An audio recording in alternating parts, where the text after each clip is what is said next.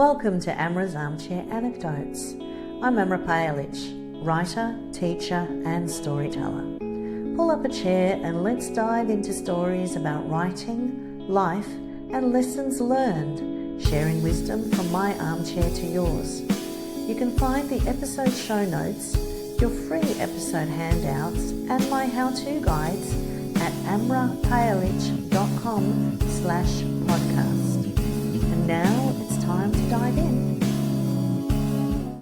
Today on the podcast, I'm speaking with Warren Rankine, author of 15 Feet Tall, a memoir written by a Ngarrindjeri man exploring childhood abandonment, foster care, trauma, identity survival, and what it means to rebuild a life after growing up without stability. What fascinated me about Warren's story isn't just the memoir itself, but the way he's approached authorship. He's not coming from a literary or academic background. He built a business first, then turned to storytelling, and has approached publishing with a really direct entrepreneurial mindset. So today we're talking about writing trauma honestly without becoming trapped by it, the emotional cost of memoir, masculinity and vulnerability, and the realities of marketing and direct selling your own story in a crowded publishing landscape. Welcome, Warren. Hello, Amra.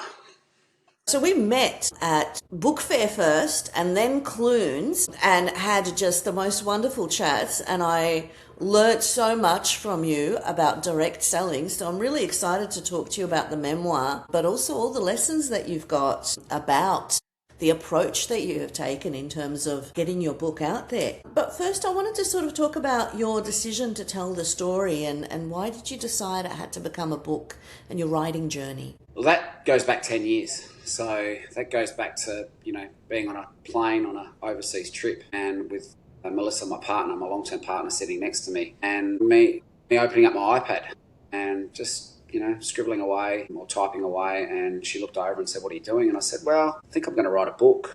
And she kind of looked at me and giggled and said, "Of course you are." And that's that's been a common response for 30 years with Melissa, with anything I do. But probably the thing that she understood and understands implicitly is that when I decide to do something, I go and do it. And so I decided 10 years ago that I thought that I'd lived a life that was a little bit different and was a little bit unique, and that had sort of drawn apparent on me more and more as I'd sort of gotten older. And I thought, well, let's just start to put this down. I never really did it with any kind of focused intent. I kind of, went along and, probably plane trips were the thing. I'd have an hour or 2 hours and sitting there idly, and it was a way of me being able to sort of while the time away. And that happened sporadically for the best part of the next 7 or 8 years. I think what I was struck by was what you said, realising that your story was not, that's unusual, you've got something to say. I remember going through that myself, where as you become an adult and you talk to more people, you kind of have that moment where you look back in your childhood and you're like, that's different. That's unusual, is it? And you sort of start thinking, oh, maybe there's something there and writing that story.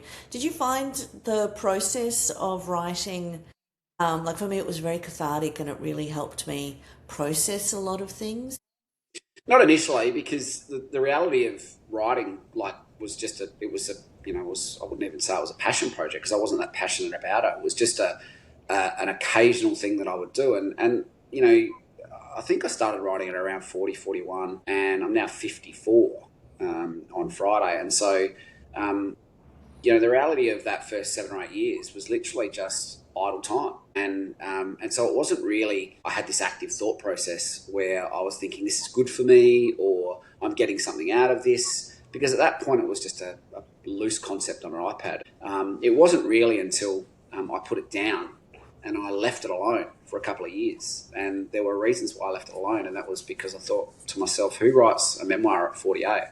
Who's at 48, who has the right to go out into the world and say, look at me, look at what I've done? And so I kind of, and it was also like the midlife crisis thing where I went, geez, if I finish this, what happens next? And is my life over? And, is that the end of the story? And so I kind of pushed back on, and when I say push back, I didn't actively push back on it. I didn't throw it in the bin or anything like that. I just kind of put it away and ignored it. And then, push came to shove when a couple of 3 life-changing situations all happened within sort of a 12, 18-month period. And that coupled with, I guess, this, late life coming of age into who I was and what my life represented and what I meant to other people, that I thought, it's really incumbent upon me to put this down for others, not so much just myself. Yeah, I mean, that's the thing. You start writing the memoir, you feel like you have to. Then you start the second guessing and that whole process.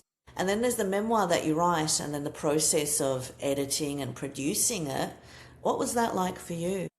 Well, that's, I guess the catalyst, you talk about the circuit breaker was I guess the timidity or the reluctance to finish it. And then, the circuit breaker in that process was those three traumatic things that occurred in the business. And I guess that's when the intense really started, was when I committed to it early last year. We got back from Christmas holidays and I went, right, it's time to nail this. I'd had enough of mates on the golf course or in the pub or family members saying to me, where's the book? You've been, occasionally speaking about this book. Where is it? And so I kind of felt compelled after the three life-changing things for a number of reasons. One was to put it down for my family. The other one was to get the monkey off the back, so to speak, in regards to I don't like leaving things in life unfinished. And so there was a resolve to just knuckle down. And I guess that's when the real emotion of the book and what the book meant to me sort of connected. Kind of, really the roosters, the chickens came home to roost, so to speak. So I buckled down for 3 months. I'd written 40,000 words in 8 years and I wrote 100,000 words in 3 months. And so that then last year became this kind of let's just get it finished. And it was a real focused intent for me. I can also really relate to the midlife crisis because everything I'm doing now in my creative world is my midlife crisis. And there's that thing of the life changes, the things happening, the intent and all of that. And then there's just this pure joy where you get to this point where you're like, I don't care. I'm just putting it all Yeah. out. Yep. Yeah, and I think you've reached that point because you are really, like when I saw you at the book fairs and the way that you talk about your story and you sell and connect with people, like you're fully there, fully committed. I think that's a practical thing for me. Growing up with the story that, my early life was full of trauma.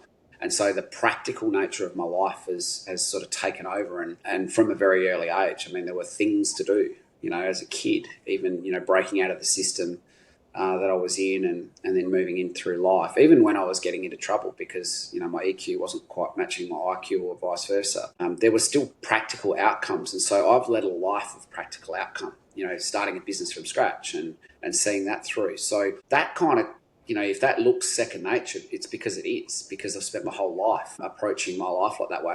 And I guess the balancing part of that is that while I'm doing things, I'm not having to emotionally get involved in all the trauma. And one thing the book that kind of derailed me a little bit as a human being was that it forced me to get involved in the trauma, because in order to tell the authentic story of my life, I had to invest and I had to put myself back in those places and those feelings and those thoughts. I couldn't just practically move away from the reality of what those things were and still are. So, thank you for, it's, lovely to hear that, but I think it's, it really is a practical thing. And I guess when I see, walking into those environments fresh, I've got no battle scars. I walk into those, those festivals, book fairs, that sort of thing with my own intention, and I'm not coloured by coerciveness from others, or I don't feel any limitation or need to slip back into the crowd. I'm there to, I guess, present, put my best foot forward and present what I've spent the last 10 years creating. Yeah, that's true, because, when you're in the publishing industry and you have been working in it, there's this whole shoulds and shouldn'ts, and yeah, you do put limitations on yourself, and it is really hard to that's something that I've gone through, and I think I've reached the other side, but yeah, it does take a while. So those are the benefits, in a sense, of you just focusing on the story, focusing on telling what is important to you and just getting it out there. I wanted to ask about, how do you mediate your identity as an Indigenous man? That's a really interesting question. It's something that, whilst a lot of the book has been wrote, how would you put it, subconsciously, if you like, I've had to put a conscious effort into what that means in the book and what that means to the people around me, and not only to the people around me, but to the potential audience of the book. So, people that might pick the book up and and make their own judgments and assumptions on what my intentions are, what my purpose is, what my character is, what my true ancestry is, all those things. It's been a delicate kind of thought process, and one that I'm very respectful of. I'm certainly not, whilst my book is, originates as an Aboriginal story by an Aboriginal man, it's not a fully Aboriginal story. There are many other elements to my book that make it not just about my Indigenous heritage lack of connection to that. So, I was very conscious to make sure that I didn't put myself in places or put the book in places that would offend or that people could misinterpret my intentions with the outcome of it. Yeah, I can relate to that too in terms of my novel being about a massacre, a genocide that happened in my community, but I'm not actually a survivor. I'm coming through it from research. And so when there are the remembrances, I don't feel comfortable promoting my book during that time because it just feels too commercial and too crass. Yeah, so it's something to mediate. Well, I think integrity is like everything in life. And so, at the end of the day, your responsibility is first to yourself and your family. And if you're feeling that organically, then I guess that's the right call. Instinctively, we're all led instinctively. And if your instincts are tied to your values, then, 1 + 1 is 2, right? So, I don't think it's unreasonable at all to have these boundaries in place where you are governed by other people, because not everybody is going to see your intent the way that you mean it. And whilst your obligation is to yourself and your family first, you do have an obligation to society to make sure that you are placing yourself within society in the right context. Now, this is something I grappled with myself, so I'm interested to hear your perspective. How do you write honestly about family without turning the book into revenge?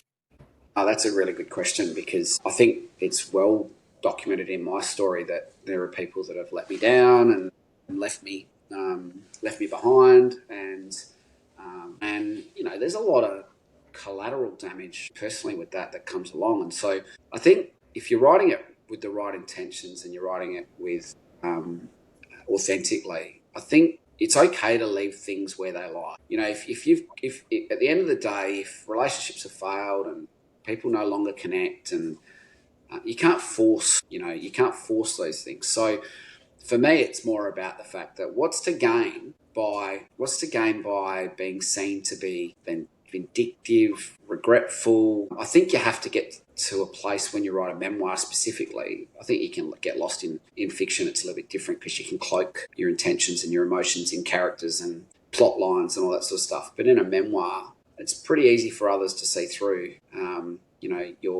your intent. And so if you're doing your family and yourself any modicum of respect, then I think you've got to hold yourself respect. And part of that responsibility is to not force the readers into your issues. They can observe them, but you shouldn't be trying to coerce people or force people into emotionally being involved in those things. When you read someone else's memoir, you're an observer. That's all you are. And so it's unfair of the author then to try and drag people's judgment one way or the other through the story. So yeah, I guess I kind of always had this governing factor over me that was self-regulated to want to make it, a neutral, positive story, not a neutral, negative story, if that makes sense. Yeah, I was writing my memoir my whole life, and one of the versions when I was in my 20s was titled Sins of the Mother. Slightly judgmental, and it was only in my 30s when I was a mother myself that I was able to look at my mother with empathy and compassion and see her perspective. Whereas up until then, I was always just viewing it as the child and just from that lens of betrayal. Well, and it's a reactionary position too, because what you're doing is you're using the privilege of being able to put it into writing for your own reasons. And I think it's a bit like the email you should never send. You write that initial email and you draft it and you sleep on it and you wait till the next day. Well, memoirs are a little bit more, I guess, they take a lot longer to kind of evolve. So you've got that opportunity in a memoir when you go through the editing process to actually be objective. So you write it subjectively, sure, but then you must be objective when you edit it, because And like anything, it doesn't read back always the way you wrote it or intended to write it. So that editing process is a really good fail-safe for people, and I guess a get-out-of-jail card. If you feel like you've been in a bad place when you've written that body of text, and then you go back to it a year later or 6 months later or however long the period is, you get a fresh set of eyes on it, and that's where I guess a really good editor helps as well.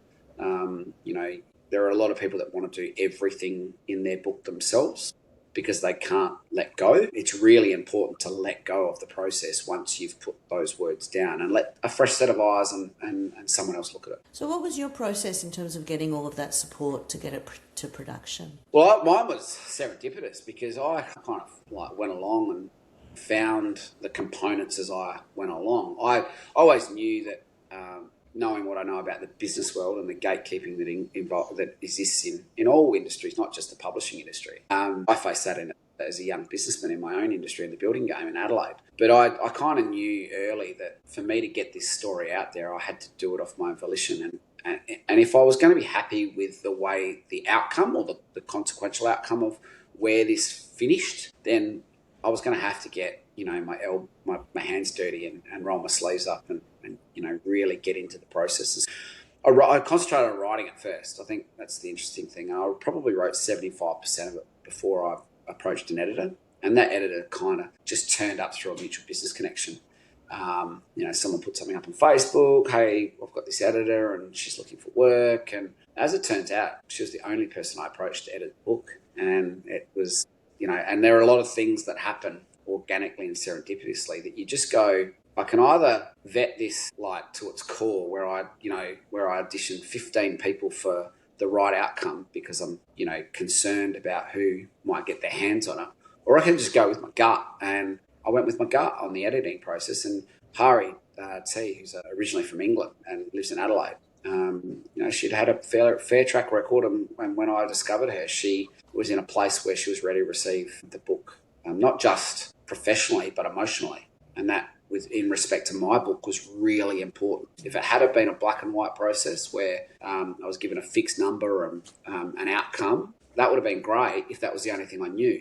But because Hari was so compassionate and so generous in offering that compassion in the early part of the process, that gave me this instinctive kind of wrap its arms around me kind of feel where I went, righto, let's roll with this. Now, if we'd have gotten, like all relationships, if we'd have gotten 3/4 of the way through the process and it just didn't feel right, then I guess you revisit it as you go. But from an editing perspective, she just felt like the right option, and sometimes that's life. And that's something that because I've done a lot of writing workshops and I've been approached by a lot of people who suffered incredible trauma and they want to write about it, and they have struggled to find the right person to help facilitate that and to help support them, the wrong critique partners or writing groups. So that's something that's really important to highlight. It's not just about those professional qualifications. When we're writing things that are, to us it's just life. This is not, we know it's trauma, we've gone through it, but to us it's just life.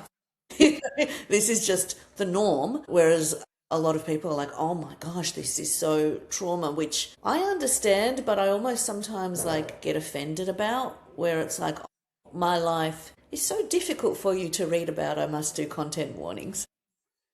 Oh, look, but I think in Hari's case, she gave me a fee, and that fee changed a couple of times because of the sheer volume of content that she had to work through. And there's a little bit of give and take, professional relationships. I'm a builder, so I work with clients all the time in regards to their expectations versus what we've delivered and the gap that sometimes exists in between. And that's the old, I thought, the client thinks I thought, and the builder says, we're going to do this, and then sometimes there's a gap. Well, that happens across all professional relationships and all transactions. And I think the interesting thing about the publishing industry is that, like every industry, people want to, operators want to be efficient.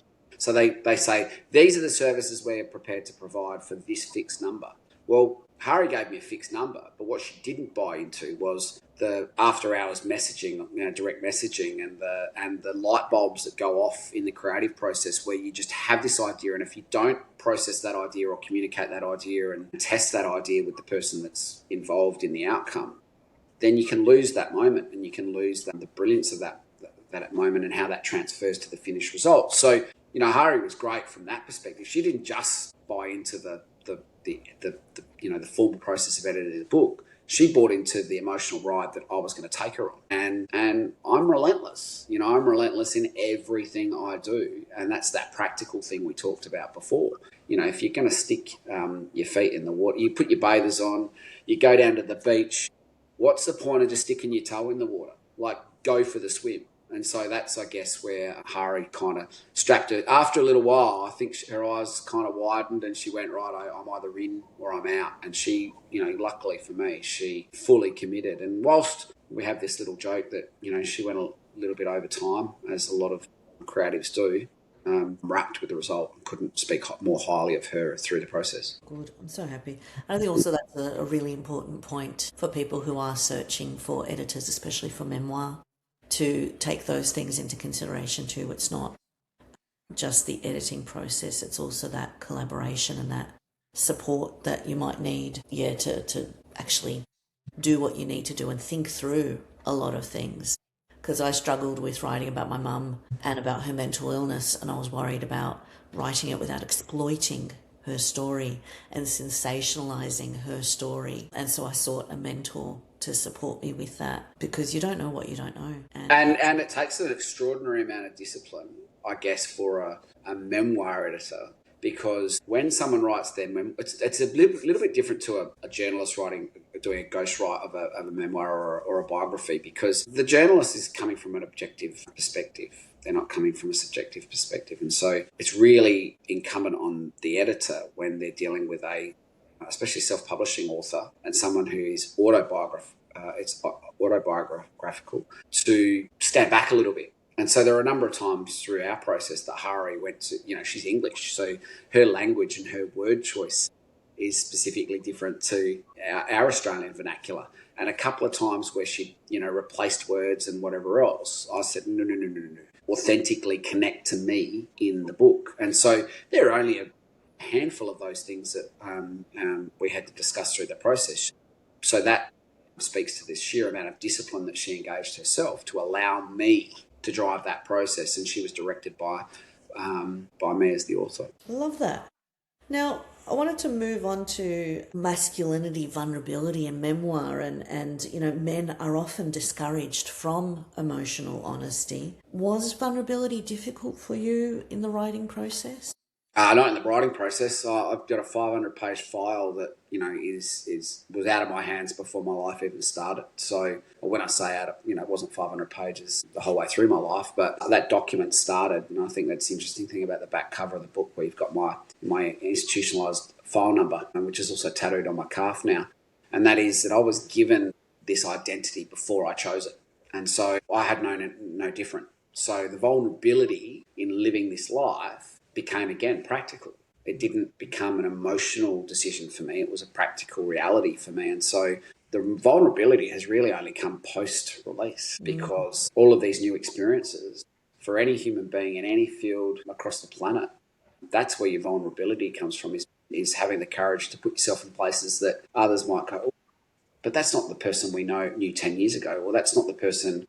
So, me popping up on podcasts, radio interviews, book launches, in conversation events. I've got a couple this week that are significant, with Reconciliation Week tomorrow and the History Month in South Australia on Friday. And those things are the things that bring out the vulnerability, because they force you into places you're not comfortable with. I think that's true whenever you start something, because, my midlife crisis in terms of my publishing and podcast, and when you're doing something new, it is so uncomfortable. Like you literally want to rip your own skin off and just be anywhere but doing that thing. And it's about keep doing it and keep, learning and improving, and slowly it becomes comfortable. But that's the process of learning. That's the process of opening yourself up to new experiences. Unfortunately, you can't get to that joy thing or to that point of things being normal for you until you go through that whole uncomfortable process. Well, there's thousands of podcasts now. There are people all over the world now that it started in books, self-help books, and a lot of sales psychology books. I started reading these things when I was in my late teens, early 20s. And so all this information is not new. It's been around forever. It's just that now our forms of communication are so much more direct and so much more accessible. So you can find this information everywhere. And, you know, essentially what you just described is just growth. It's just growth. That's Yes. all it is. And as human beings, if you're not growing and life's standing still, well, that's okay for some, but for most of us, evolution doesn't work that way. So, getting down to the micro of each individual on the planet, it doesn't work for us either as individuals. I guess this is realization that when you do new things, uncomfortability is just, it's a given. Like it's you can't know what you don't know. You can't have experience in doing the things you haven't done yet. So all those things bring with it, I think, excitement in the uncomfortability rather than apprehension. And I just also wanted to ask, have men responded differently to the memoir than women when you've interacted with readers who have read it and contacted you? Yeah, that's a great question, actually, because, with all the data analytics that you can now apply to your social feeds and all the rest of it, I've been in sales for, 35 years. And so data and analytics are my thing. And I do take particular interest in, especially when you've got something physical, it's a physical object and you can measure really easily. It's not a feeling, it's a cold hard reality. And so, yeah, it's about a 2/3 response from women over men. But I think the wonderful thing about men's health in general now is that men are feeling more comfortable in seeking out help. They're more comfortable in communicating to other men what they're learning and what they're going through. And I think that is naturally bringing with it an openness to acknowledge other people's stories. And so, you take Luke Bateman, the book guy on Instagram, who was, I think he was on I'm a Celebrity, Get Me Out of Here or something like that a little while ago. A guy in what is traditionally a feministic kind of field coming out and saying, oh, I read this great, romance novel. I mean, go back 10 years ago. And the bloke still goes to the footy with his mates and eats a pie and drinks a beer. But, men feel so much more safer in these kind of traditionally feminine spaces now. And so, yeah, that's been an interesting watch for me because I'm a blokey bloke. My book is filled with 70s and 80s bloke themes and watching how blokes have read it and then acknowledged it and communicated that back to me has been really, really interesting. Is there any particular fan email that has really, because I had the experience of, I wrote a memoir about the women in my family, thinking I got an email from a Muslim Bangladeshi man who had gone through the court system for beating his wife. And he said, like your father, I grew up in a culture where this was the way that we treated women, and then came to Australia and found out, no, this is not the culture and we can't do this. And I was just awestruck by, he was reading the male perspective and connecting with my domestically abusive father. Has anything like that happened with you where you're like, oh, I didn't know that was something? I think I've worked in people's homes for, I started in the book, as you would have read. The thing that changed my life was knocking on people's doors as an 18-year-old, sales canvassing. So I've been going into people's environments for 35 years and immersing myself in their environments. And the thing about that, answer to your question, is people never feel so comfortable as they do in their own home. So I've had a lifetime of this kind of compassionate, empathetic necessity within my own makeup because, I'm there to do a job and extract essentially a transaction out of a client. But at the same time, the magic in that is showing compassion and empathy towards those people. And that's how you connect. And that's how you connect with authenticity. That's how you build trust. And so I already knew to a point that would be a part of the feedback. Other people taking solace in the courage I've shown. And when I say courage, I don't think I'm courageous. I just think I've written my story. But others have certainly come forward and, in different measures, if you like, of, you've opened a door that I never thought I'd be able to see through. I went through this as a kid. At book fair where I met you, I had a lady walk up and she just started crying in front of me. She didn't say anything. She just started crying. And I said, are you okay? And she said, yeah. She said, but that little boy on the front cover of your book just, taps into what I went through as a child. And I went, wow, are you okay? And she said, yeah, I'm fine. She didn't buy the book. She looked at me. I gave her a hug. And then off she walked. And I thought to myself, now that's lovely from the perspective if she felt comfortable enough in that place to trust me without even knowing me, having read my book or anything else, then that for me was a wonderful byproduct of the power of, I guess, me being vulnerable and me showing others it's okay to tell your story and to communicate your story. You got your welfare record as, from through freedom of information. So did official records match your memories, or were there things that you found out that you didn't know? What was that process like for you going through that? I guess there's a two-part answer to that question. So we got hold of the record when I was 23, and we did that again for practical reasons. I wanted to buy a house, and I needed to prove my Aboriginality, and within that file was the authentication of my Aboriginality, and so that was the first practical reason. And as a 20, I think I was 25. I think I've gone on record saying I was 23, but I think I was 25, and because I had an outcome in mind and a practical outcome in mind, I wasn't really in the headspace where I wanted to read every document that was in the file. But I did take some time to, 20 minutes here or 20 minutes there to just flick through it. And there were some things that I learned that I won't spoil the book, because there's a particular anecdote in the book which will confront and surprise a lot of people about what I read in that file for the first time. So in answer to your question, yes, there are things that were recorded that were completely different to what I was told or I was led to believe as a child. They were just the facts. And then the added layer on top of that is that, yes, there are a lot of things that I recall differently or slightly differently, and not all just about where I was or what I was doing, but how I felt emotionally. So, yes, absolutely. And then fast forward 25, 30 years where we produced the book, and it was incumbent of me last year, as we got to the editing stage, to potentially catalogue that file and make sure that everything in the book that I was saying was as factually correct as it could be, to make sure that I wasn't misrepresenting myself or misrepresenting others. And I think that's so there are a lot of things that I've had to calibrate, if you like,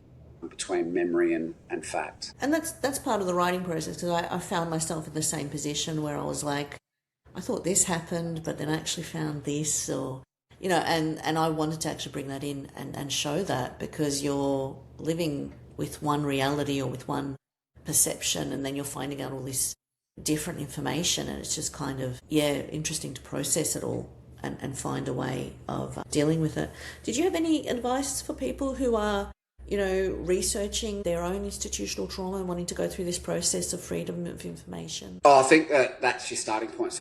If you've had any kind of institutionalisation, I think there's a lot of urban myth. There's a lot of, again, subjective dispositions that other people within your life take. So I have family members that would stand by their version of their version of events going back 30 years. But I think the interesting thing about that is that all you're ever going to get if you go to those people are the subjective nature of those comments and those thoughts and feelings. And so if you have any kind of institutional record like I do, then I think that's a really great starting point, because it gives you a base. It gives you somewhere you can safely go back to.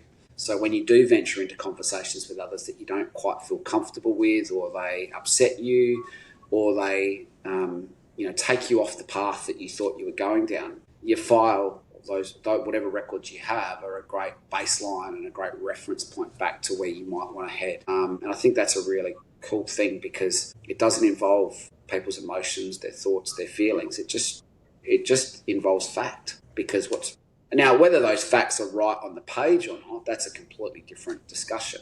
But if you have the ability to access that type of information, no matter how confronting it might be, it's a good thing to have on your side.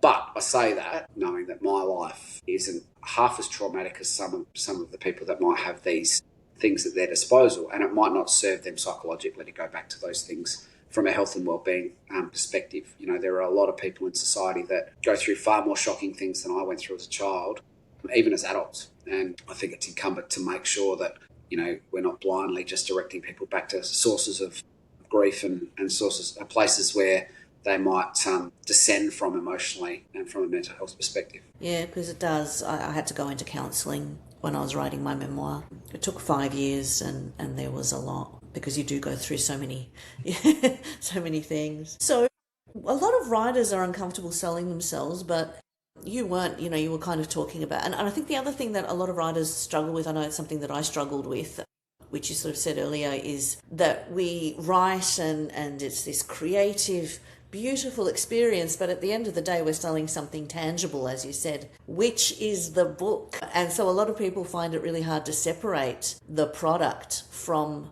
the craft and the creativity. And for you, that was something that, you could do. What tips do you have for others in terms of trying to do that?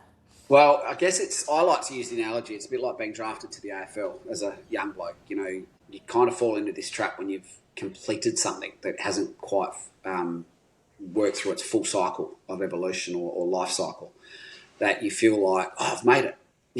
So when a young kid gets drafted to the AFL, they've worked their butts off for 2 or 3 years as juniors. People have seen the talent, people have seen the potential, and they get through that first stage of being selected. And that's where a lot of kids are, not so much anymore because there's such good help around footy clubs and, these professional sporting organisations but in years gone by, kids get to that point and then all of a sudden the social acknowledgement and the pats on the back would occur.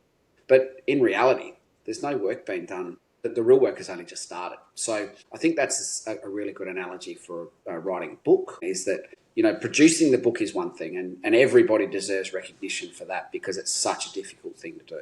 It's a really difficult thing. I mean, I've run my own business for 21 years that we started from scratch, and writing the book was the single most difficult practical thing I've done. And so getting to that point is awesome. And when you have your book launch, whether that be with 20 of your family and friends or whether that be a commercial publisher-backed book launch, it's an opportunity to stand there and absorb all of that recognition. But the reality is the work hasn't even started. And so I guess coming from a business background, I've been able to apply, the same principles in building my brand. We created a brand image that was amazing, but it still hadn't made a sale. And so 21 years later, I can stand here proudly and say the brand image hasn't changed, but the business has gone on to make thousands of sales and we have thousands of customers. And so I guess that's what I would say to people is that when you get to that point in the process where you feel like, oh, I've done all the hard work, well, I'm sorry, but you actually haven't. And, I guess it's not a criticism, it's more of an observation because not everybody has my experience or others' experience and exposure to the commercial world. And all I've done is try to supplant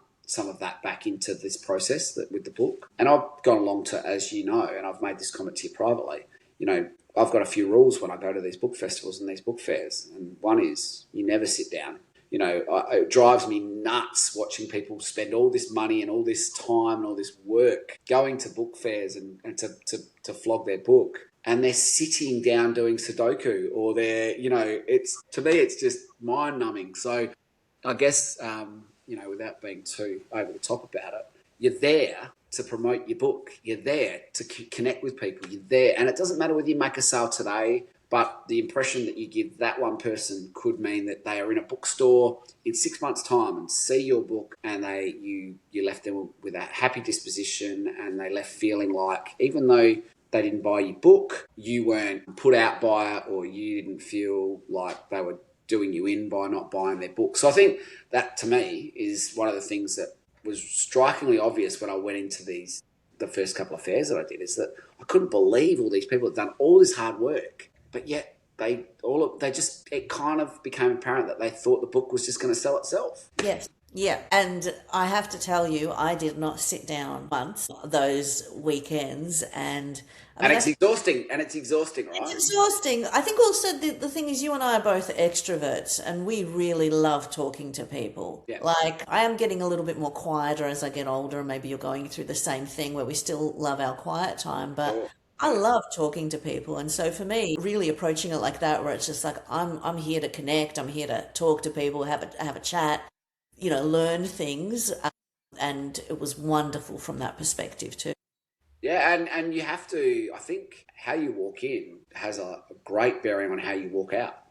And, I say this humbly, but to have a few of you, tried and trusted festival goers walk up to me and say, we can feel your energy and we can see, I was like, well, that's reinforcement because I don't know what I'm doing. I just walked in, with a table and a bunch of books and then the rest is up to you, right? So to have that, in one sense, I kind of feel a little embarrassed on a couple of occasions. It's that whole thing where you look across your shoulder and see, oh, that guy's selling a few books, but why aren't I selling a few books, and vice versa? And so, but at the end of the day, you're there for a purpose. And I would say to anyone that's got through the really difficult task of publishing your book, get to work. So you've been doing, we met during the book fair circuit. You've also been connecting with bookstores and getting your books into bookstores. What's been your strategy? How have you been doing that? I think direct communication. I guess I've got a sales canvassing background, so picking the phone up and engaging with someone. You've got 30 seconds, by the way. When you pick up a bookstore's phone number and they pick up on the other end of the line, you got to remember that they're in an active shop environment, and they're going to pass you on to somebody, or they're going to take a minute to listen to you, but you won't get much more time than that. So it's really, really important that you're succinct, I guess you're on point, but also you're warm. You have to be warm, and and not take things personally. If people say I'm too busy, or can you call back, or I'm sorry, but we're not taking any self-published authors at the moment, or any of those things, then you just have to see that it's a number. It only becomes an opportunity once they allow you to have that opportunity. And so if they reject you, move on quickly. There's hundreds of bookstores. Now, to give you some perspective, in 8 months, I've probably rang 55 or 60 bookstores, and we've only got the book in 20 bookstores. So it is work. It really is. Yeah. It's work. And I don't know if you feel comfortable about talking about this on camera, but we had a conversation about the ways that you were approaching people for possible adaptation of your book. I don't know if you want to talk about it or not, but I just thought it was brilliant. Yeah, I'm happy to talk. Outside of the box. So I was taught in sales very early in my sales career that if you take a bucket of water and you place it on the ground and you stare at it, it just remains still. But as soon as you put your hand in that bucket of water and you turn your hand around a number of times, you take your hand out, the momentum continues until it's run out. And so that, I guess, applies to every part of what I'm doing with the book, whether it be festivals and book fairs, whether it be, I've just done a podcast with Commercial Radio Network in Adelaide that happened through our Instagram activity. It doesn't matter what element of what you're doing, and production, if you like, or interest in the production rights of your book. It's a bit cocky, to be fair. It's a little bit assumptive to think you're just going to walk out into the world and everyone's going to stop what they're doing, and because you've written a book and all of a sudden your book's going to be on the big screen. That's not really the expectation. But it's kind of like this: if you don't start somewhere, you don't get anywhere. And so I've kind of my whole life, because of my institutionalisation, come from the perspective of why not? Why not me? Why not me? And that's been a really solid strategy with my business, with my life. And if you ask my friends and family, I've had some ridiculous experiences in my life, positive experiences in my life because of the why not me? And so, believe in what you've done. If you've taken the effort and invested the emotional effort in getting your book to the point that you have, then continue to believe in it. That's the one thing I would say. So, yeah, don't be afraid to approach people. To give you an idea, I've got a concentrated weekly effort on LinkedIn where I'm connecting with, because my book is obviously a social welfare interest, so I'm connecting with social welfare, the social welfare industry. I'm also connecting with writers and screenplay people and softly introducing the book. Now, if people don't respond or they don't accept your request to connect, that's okay. But, a lifetime in sales has taught me that life is a numbers game. So do the numbers. I love that. And also, I play the lotto every week, and I'm like, well, if I'm willing to play the lotto and think that it might lead to something, why am I not willing to try, doing a cold call, contacting people, getting myself out there, making those. Why do you think authors and people that get their book to that point all of a sudden become reluctant? Do you think it's a lack of belief in what they've done, or a lack of confidence? Yeah, I think it's a lack of confidence. Even though I'm an extrovert and I'm very comfortable talking to people, when I first, you're going to laugh at this, but when I first started as an indie author, I created an admin assistant who was emailing people. How good. You were AI before AI became a thing. How good. Yes, I was just so embarrassed at emailing people and going here's my book, look at my book. And so I invented an admin assistant who was contacting people on my behalf. And it took me about a year to kind of work through that. And I'm now better at it, but I'm a bit scattergun in my approach. I need to be bit like I love what you're saying in terms of like you've got things that you're doing every week and things that you're implementing every week where you're not slowing down on the marketing, and that's something that I do. I kind of do a focus on the marketing, then I take a step back. But you were also talking about, you are giving this book another year where like this is the book you're giving it all your attention, all of your, publicity, all of your motivation. And then I think you said you were going to work on another book. Thinking it's a little bit like if you take a business approach. So I've given myself 2 years, and I think the reason I've given myself 2 years is because probably the first thing I'd say is that the expectation when you first finish your book is everything's just going to happen. But it's not like that at all. It doesn't even work like that in the commercial publishing world. Quite often, like movies, for example, movies are quite often written and drawn up 5, 6, 7 years before they actually hit the screen. And so people underestimate this whole, I guess, life cycle of what's supposed to happen. And they kind of go, oh, that's not working. I guess it's like turning up to your first book fair and selling 5 books, and people go, oh, that was a failure. So they go, oh, I don't want to do that again. But hang on, you've only just turned up once. So, I have to say humbly, that didn't happen to me. We sold 25 books in our first book fair. No, that did not happen to you. I kept coming up to you and going, how many? And you're like, this many. And I'm like, I've got to work harder. And yeah, so I my table. I guess, and I guess the thing where I think this is the thing about publishing that I've learned is that it sort of originates as a cottage industry. But if you take a cottage approach, that's not going to work because it is a commercial industry. And so I always, like my business, when I started my business, you have to look like you've been there forever.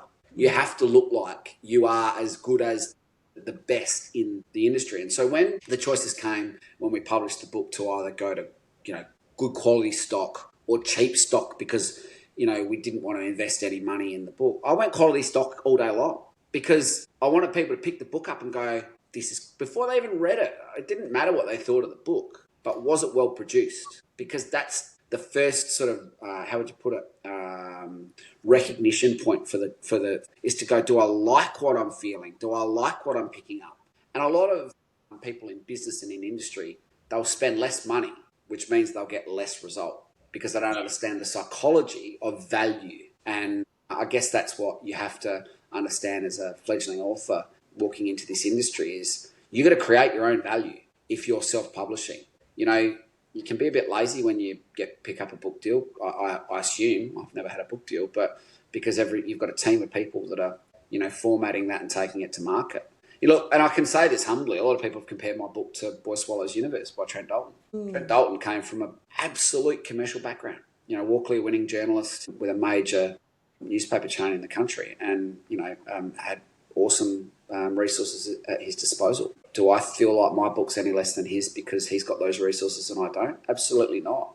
And ultimately, you give value to what you produce before others recognise that value. So I guess I'd say to you that the best thing you can do as a fledgling author is believe in what you're doing and stick to the task, And then, after 2 years of flogging a dead horse, like if your business isn't making money, you close the doors and you move forward in your life. Otherwise, you're left with the traumatic scarring of not being able to see what everybody else can plainly see in clear sight, and that is that you either didn't do a good enough job with it or for one reason or another it just hasn't worked. And that's okay, Great things come out of failure too. Well, that's the thing. I'm at the point in my life, and maybe you are too, not scared of failure. I'm more scared of not trying. And there you go. Out there. Like I would rather try and just, see things through and we have these ideas, these visions, these things that we want to do. I just want to try them and not live in regret and not be like, I haven't grown, I haven't learned, I haven't, developed as a person. Well, you have to put your head on the pillow at night, Emma, and ask yourself the question, did I try hard enough? Yeah. And ultimately, whether it works, it doesn't. Whether it wins awards, it doesn't win awards. Whether you get asked to speak at functions or you don't. Whether it sells 5,000 copies or 500 copies, ultimately the only person that is left with the feeling of what you did or what you didn't do is you. That's it. Yeah. Well, I really want to thank you so much. You are such an inspiration. I Thank met you and I was just like this person. You have like a light in you, and it's just such a joy connecting with you and feeling your energy. And just, it's been so good to learn from you. And I'm walking away and I'm like, I need to make a little every week. What are my little tasks that I need to do?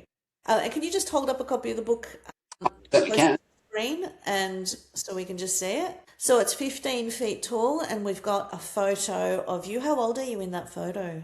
I think that's I'm 6 years old there, and I guess the reason we selected this photo was because if you really look at this little boy, he looks full of joy, with a big smile on his face, and he's reasonably well dressed. But that hides the reality. If you really pay close attention to the haircut, it's horrendous, and it does speak to I guess the boy inside the boy, so to speak. What you see is not what is really going on with that little boy. So. And I must say the image and the cover's been really, really well received. We're really pleased with how it's and it's captivated people. So we're wrapped with And also just the title. There was a story behind the title. yeah, and I'm not going to give that away because that's in the first line of the book, Amra, as you know. But it does. People seem to think that the book being a memoir of overcoming abandonment and institutionalisation and childhood trauma is me getting to this place of feeling 15 feet tall. Well, that's not the case at all. It really does speak to, it's the opening line of the book, and it does speak to a physical circumstance I found myself in and the things that were around me at the time. And it's been really well received as a really powerful opening to the book, given that there's a photograph of the very thing that we talk about adjacent to it. Lovely. Well, thank you so much for being a part of this interview and for sharing so much of your wisdom and knowledge. It's been lovely getting to know you. Thanks, Amra. I really appreciate it. Thank you. Thank you. Thank you for tuning in to Amra's Armchair Anecdotes. If you enjoyed today's episode, don't forget to subscribe and follow for more insights, stories and inspiration. From my armchair to yours, remember, every story begins with a single word.